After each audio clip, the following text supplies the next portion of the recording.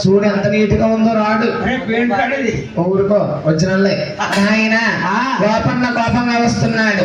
పాలు తాగుతా మహావిష్ణువు చూస్తాడు.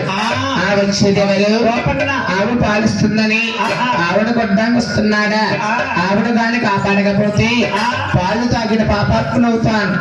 గోపన్నమ్మ ఆవిడ కొట్టడానికి వస్తున్నాడు. మహావిష్ణువు ఆవిడ కాపాడుతున్నాడు.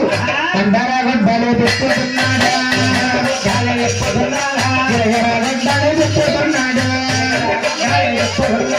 విష్ణుమూర్తిని పుట్టాడు. ఆవిడ తగలకపోయి మహావిష్ణువు చెంపారస్తమండమైంది. రక్తమండలం పట్టుకుని ఆ రామమ్మ షోలాపురి మహారాజు గారింటికి వెళ్ళింది. మహారాజు ఆవిడ చూస్తాడు. ఈ ఆవు నాది, ఈ రక్తం కారణం ఏమిటి? ఇది చిత్రం చూసి రావాలి.